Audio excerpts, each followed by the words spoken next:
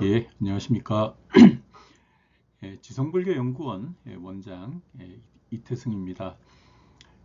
오늘은 일본 근대불교 강의 일곱 번째 시간이 되겠고요. 일본 근대기 대정신수 대장경 출간, 불교학의 결실이 담긴 한역 대장경 이라는 제목으로 말씀을 드리도록 하겠습니다.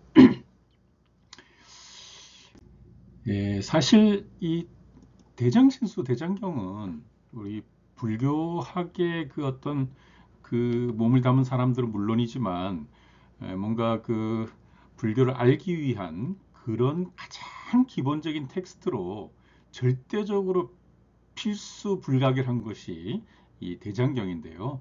그 대장경 중에 가장 그 학술적이고 또 유익한 그런 그 한문 대장경이 이 대정신수 대장경이에요.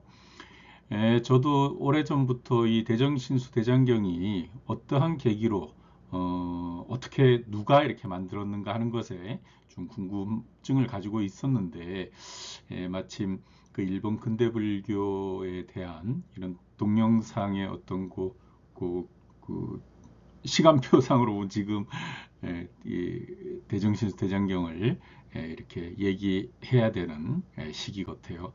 그래서 요 근래 자료를 좀 모아가지고요. 오늘 여러분들한테 말씀을 드리게 되었는데요.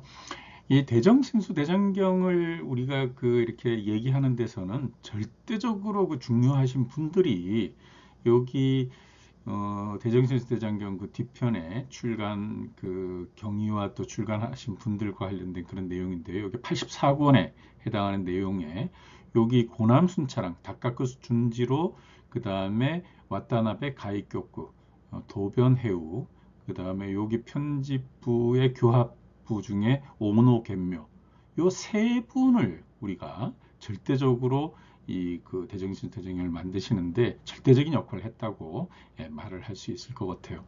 특히 다카쿠스 준지로 고남순차랑 이분이 실제 이제 이, 그, 이 대장경을 만들어야 되겠다 하는 그런 의지를 갖는 시점에서 이런 대장경이 어떻게 보면 이제 그 상당히 그 만들어질 수 있는 어떤 그 가능성이 높았다고 얘기할 수 있는데요. 여기 이제 그런 의미에서 일단 그 편집과 관련된 그런 어떤 역할 하신 이 고남순차랑 선생님, 다카구 준지로 선생님 한번 살펴보면요. 이분은 그 히로시마의 그 정토 진종의 어떤 신앙이 깊었던 그런 절의 집에서 태어나셨고요. 영국 옥스퍼드 대학에 유학을 하셨고 돌아오셔가지고 도쿄 대학에 버머학 버머학 교수, 박언학과, 박언학과 일종의 언어학과거든요. 언어학과 교수, 법문학 담당 교수로서 실질적으로 이제 많은 제자를 배출해낸 그런 교육자이셨고요. 그리고 대단히 이제 어떤 그런 능력이 아주 출중하셔가지고 이 빨리어 불교 문학 강본책도 출간하시고 그 다음에 이제 많은 제자를 모아서 우파니샤트 전서 전 9권 그 다음에 우리가 오늘 얘기하는 대정신수 대장경 전 100권 남전 대장경 전 65권을 그 책임 출간하신 그런 역할을 하신 분이 다카쿠 준지로 선생님이시고요. 그리고 이 다카쿠 선생님의 제자 중에 기무라 다이켄 우이학부주와 같은 그런 제자들을 길러낸 아주 훌륭하신 스승님으로 알려져 있습니다. 그 다음에 같은 그런 출간에 책임을 지셨던 와타나베 가이교쿠 선생님은 도쿄 출신으로 정토종의 승려시고요. 정토종 제1기 해외 유학생으로 독일에 유학하셔가지고 독일에서 이제 철학 박사 학위를 받으시고 돌아오셔서 이제 여러 대학의 교수를 역임하다가 정토종 관련 오타니 대학에서 그 오타니 대학 개교시에 그 교수가 됩니다. 물론 오타니 대학은 정토종은 아니죠. 정토진종이죠. 정토진종. 그런데 이제 그 와타나비 선생님은 그 이렇게 살펴보니까 인간적인 그런 면에서 굉장히 존경을 받았다 그래요. 굉장히 품성이 훌륭하시고 인격이 높으셔가지고 많은 분들이 이제 이렇게 그 회고하시고 또 아주 훌륭하신 분이라고 말씀하시는 그런 내용들을 봤는데, 특히 이분은 사회복지 사업이라든가 또 불교단체 등의 다양한 사회 활동을 전개하신 것으로 아주 많이 알려지셨는데, 특히 이제 이런 분들이 그 대정신수 대장경을 만드는 역할을 하셨게 된 거죠.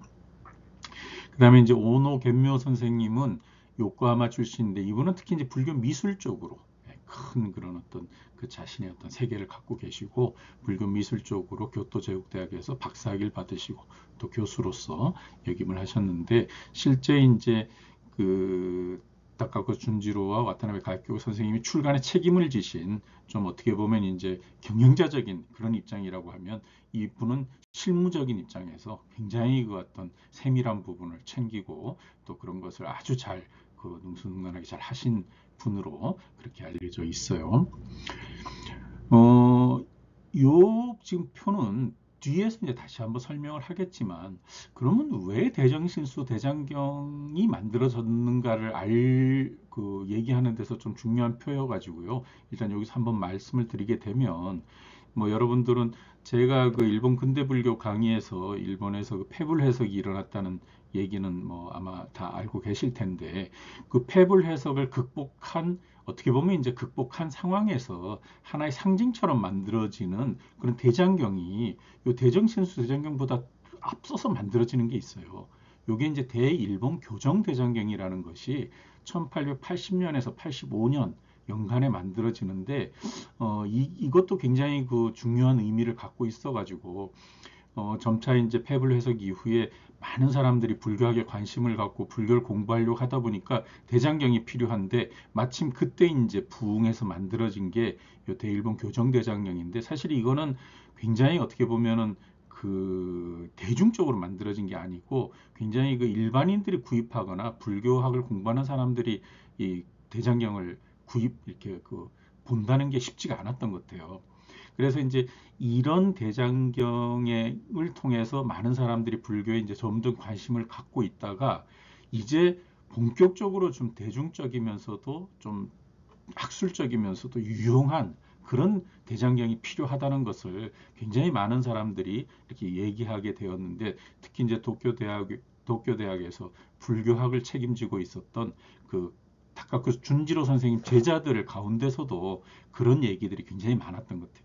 그래서 선생님이 좀 책임을 지시고 좀 그런 대장경을 만들어 주시면 좋겠다. 그리고 우리들이 같이 하겠다. 이런 어떤 뜻들이 있어가지고 그 대정신수 대장경이 구체적으로 만들어지게 되는, 또 그 만들어지는 속에 다카쿠스 준지로 선생님이 책임을 지게 되고, 또 거기에 와타나베 가이교쿠 선생이나 또 오노 겐묘 선생들이 합쳐서 이제 본격적으로 대장경을 만드는 그런 어떤 그 길로 가게 되는데요. 그렇다면 이제 대정신수 대장경 구체적으로 어떤 내용이냐 하면은, 대정신수 대장경 1922년부터 34년에 걸쳐서 전 100권이 출간이 되었는데요. 인도, 중국과 관련된 정장부 55권, 그 다음에 이제 일본 찬술부와 관련된 그 30권, 그 다음에 도상부와 관련된 12권, 그 다음에 목록부 3권 해서 전 100권이 만들어져서 출간이 됩니다. 그리고 이 그 대정신수대장경의 가장 기본 저번의 역할을 한 것이 이 고려대장경인데요. 이 고려대장경이 일본의 그 정토종 본사인 증상사에 소장되어 있던 이 고려대장경이 저번의 역할을 했다고 해요. 그리고 이 고려대장경 제조본은 그 대일본 교정대장경을 만드는 데도 중요한 역할을 했다고 하는데요. 신수대장경을 만들 때는 이 고려대장경 제조본을 바탕으로 해서 증상사에 그 있는 사계판 대장경, 본영사판 대장경, 그리고 또 명나라 시대 때 만들어진 방책 대장경, 그 다음에 뭐 아주 국내성 소장되어 있던 대장경, 정창원에 있던 여러 그 텍스트들, 그 다음에 이제 외국의 여러 텍스트들이 실질적으로 이제 이 고려 대장경하고 교감해서 교정 대조를 통해 가지고 만들어진 것이 요 대정신수 대장경 초간본이라고 말을 할 수 있을 것 같아요. 그래서 이게 20년대, 30년대에 초판이 만들어지고 나서 60년대, 70년대에 이제 재간본이 다시 만들어지게 되는데요. 어, 그런데 이제 이 그 대정신수 대장경이 만들어지는 우리 고려대장경이 소장되어 있었던 이 증상사, 증상사가 굉장히 중요한 그런 어떤 이 텍스트들이 여기에 있었던 것 같아요. 특히 여기 3대장이라고 해서 세 개의 그 대장경인데 이 세 개 대장경이 여기 송나라 사계판 대장경, 원나라 본영사판 대장경, 그 다음에 우리 그 고려시대의 고려대장경 이 세 개인데요. 이게 이제 증상사에 소장이 되어 있는 것 같아요. 이건 아마 도쿠가와 이에야스, 그 에도 막불련 도쿠가와 이에야스가 아마 증상사의 기증을 했던 것 같은데요. 요 지금 세 개의 요 대장경은 세계 그 유네스코 세계 문화유산으로 등록이 돼 있다고 하는데 여기 소장되어 있는 고려 대장경이 굉장히 중요한 역할을 했다고 하는 것을 일단 말씀을 드리고요. 그 다음에 이제 이 대정신수 대장경은 뭐 기존에 이제 그 대일본 교정대장경이라든가 그 이전의 여러 대장경하고 관련해서 비교해 보면 많은 불교학적인 그런 어떤 결실이 이렇게 담겨 있다고 해요. 그래서 여기 보게 되면요. 중국에서 전통적인 대승경전 배열 방식인 반야, 보적, 대집, 화엄, 열반부의 방식을 버리고 아함부로부터 시작하고 인도, 중국, 일본의 각 지역 개념을 바탕으로 그 전체적인 편성을 하고 그 다음에 실담부 등 새로운 자료도 첨가를 했고요. 그 다음에 우리나라 특히 이제 원효 스님이라든가 우리나라의 고승전적은 중국 찬술부에 수록이 되어 있는 그런 그 형태라고 얘기할 수 있을 것 같아요. 그래서 여기 지금 대정신수대장경의 인도 찬술부, 중국 찬술부, 목록부, 그 다음에 각각의 내용들도 당시 근대 불교학을 그 바탕으로 해서 많은 사람들이 불교학을 쉽게 또 깊이 이해할 수 있는 그런 방식으로 고민해서 그런 어떤 그 전체 목차를 짰다고 얘기할 수 있을 것 같아요. 그 다음에 이 그 동아시아에서 개판된 그런 대장경의 어떤 그 전체적인 흐름을 살펴봐야 될 것 같은데요. 앞서 얘기한 증상사의 그 3대장 사이트에 보게 되면 동아시아에서 실질적으로 이렇게 판각을 해서 나무 목판을 이렇게 이제 뭐 소금에 절이고 해서 이렇게 판각을 해가지고 찍는 그런 판본이 있는 대장경이 중국에서도 상당히 많더라고요. 우리나라의 이제 고려대장경이 뭐 세계적으로 유명한 것은 말할 필요가 없지만 어쨌든 중국에서도 많이 만들어지는데요. 중국에서 특히 이제 우리 고려대장경의 저본이 된 게 송나라 시대 개보장이죠. 개보장. 근데 송나라는 개보장뿐만 아니라 동선사장, 사계장, 개원사장이라는 것도 만들어져서 네 개가 이렇게 만들어지고요. 원나라 시대의 본영장, 적사장, 명나라 때도 홍무남장, 영락남장, 영락부장. 요거는 대명남장, 대명북장이라고도 이렇게 얘기를 해요. 그 다음에 가흥장이라고 해서 이렇게 네 개가 만들어지는데 요 가흥장이 이제 뭐 황벽사 대장경 또는 만력본 대장경이라고 해서 굉장히 많이 알려져 있는 그런 대장경이고요. 청나라 시대 걸륭장, 요나라, 금나라, 그 다음에 일본에서도 이제 뭐 천회장, 철안장 이런 식으로 대장경이 만들어졌다고 하는데 어쨌든 이런 대장경이 동아시아에서 만들어진 그런 흐름 속에 이렇게 대정신수 대장경에 이르는 이런 어떤 그 흐름을 우리가 이렇게 살펴볼 수 있는데요. 송나라 시대 여기 계보장이 굉장히 그 중요한 그 의미를 갖고 있고 우리 고려대장경이 이제 요 계보장으로부터 실질적으로 이렇게 영향을 받고 또 실제 그런 내용을 잘 정확하게 이렇게 그 판각을 해서 전하고 있는 건데요. 요런 특히 이제 뭐 초조본은 뭐그좀 소실된 부분들이 많고 그다음에 제조본이 우리 해인사 대장경이죠. 그다음에 이 그 고려대장경이 이제 바탕으로 해서 아까 말씀드린 일본 대일본 교정대장경, 그 다음에 신수대장경. 근데 여기 이제 신수대장경이 만들어지는 속에는 다양한 그런 대장경뿐만 아니라 근현대기에 발견된 많은 그런 텍스트들이 이렇게 이제 합쳐져서 함께 교정대조해서 만들어지게 되는데요. 그런 의미에서는 이렇게 정리를 하면 되지 않을까 싶어요. 고려대장경은 증상사 제조본이 이제 가장 그 핵심이 된 거고요. 그 다음에 대일본 교정대장경은 고려 제조본과 만력판본이 교정대조에 주로 사용이 되었고, 이것을 축세대장경, 만자대장경, 일본 교정 훈점대장경 등으로 이렇게 부르고 있어요.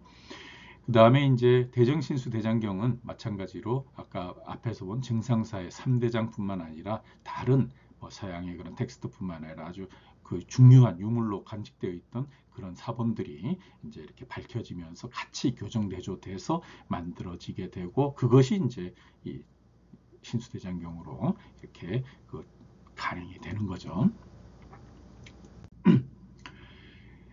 그랬을 때 이제 여기 대일본 교정대장경, 이게 1880년에서 85년 그 사이에 만들어진 거고요. 그 다음에 이제 그 신수대장경인데, 신수대장경은 뭐 이렇게 방점, 뭐 읽기 편하게 점을 찍고, 또 밑에로 각주도 돼 있고, 또 읽는 순서도 이렇게 보여져서 그 당시로 보면 뭐 획기적인 그런 어떤 한문 경전 텍스트라고 얘기할 수 있는데요. 특히 대일본 교정대장경도 방점을 여기 찍은 것 같아요. 뭐 좀 그 다른 뭐 것은 이 대정신수대장경은 차이가 그 많이 나지만 방점을 찍어서 좀 읽기 이렇게 나누어서 읽기 편하게 만든 그런 건데, 이후에 만든 대정신수대장경은 방점뿐만이 아니라 전체적으로 아주 그 세밀한 그런 자료로서 이렇게 만들었다는 것을 알 수가 있어요. 그리고 이제 대장경이 이제 그렇게 지금 이제 그 인터넷 시대에 우리 인터넷에 이제 많이 떠서 아주 쉽게 볼 수 있도록 많은 사람들이 많이 쉽게 보고 또 많이 볼 수 있도록 되어 있는데, 우리 고려대장경은 불교 학술원의 불교 기록문화유산 아카이브에 이 토갑대장경이란 이름으로 검색이 가능해요. 그리고 아마 학술원의 요거는 옛날에 그 고려대장경 연구소에서 출발을 해서 검색 그 색인 엔진을 만들어 가지고 이제 지금 같이 이렇게 그 불교학술원과 협조하에 같이 이렇게 해서 지금 불교학술원 이름으로 이렇게 그 검색이 되도록 나와 있는 건데 참고해 주시고요. 그 다음에 이제 일본의 그 대정신수대장경 그 데이터 색인을 찾는 거는 SAT라고 하는 여기 그 대정신수대장 데이터베이스가 있어요. 그래서 이걸 통해 보면 이제 쉽게 다양하게 그런 자료를 찾을 수 있고 프린트도 가능한 거죠. 대만의 시베타라고 하는 것도 있는데, 그것도 아주 뭐 대단히 그 공을 들여서 잘 만든 건데, 오늘 제가 좀 사정상 소개는 좀 못 드리고 넘어갑니다. 오늘은 사실 제가 이제 아주 오랫동안 그 참 마음에 담고 있던 그 대정신수 대장경과 관련된 여러 가지 그 역사적 상황을 오늘 한번 정리를 한번 해보려고 했는데, 마침 오늘 그 일본 근대 불교 이해의 시간을 통해서 한번 정리를 해봤어요. 여러 가지로 좀 더 깊게 알아야 될 부분도 많고, 진짜 또 그런 동아시아의 대장경이 엄청나게 그 다양하게 개판된 것도 알게 되었고, 또 일본에서 그 패불 해석 이후에 불교학 발전을 위해서 애쓰신 분들의 노고가 또 이 대정신수대장경에 담겨 있다는 것도 알게 되었습니다. 여러 가지로 많은 도움이 되었고요. 여러분들도 관심 있는 분들은 뭐 저희 강의를 듣고 나서 조금 더 이렇게 그 살펴보시고 조금 더 이렇게 그 역사적인 부분들을 확인해 보시면 굉장히 그 유익한 그런 부분들이 많으리라고 생각합니다. 오늘 그 신수대장경과 관련된 그 강의 경청해 주신 분들 감사드리고요. 오늘 강의는 이것으로 마치는 것으로 하겠습니다. 경청해 주신 분들 감사드립니다. 고맙습니다.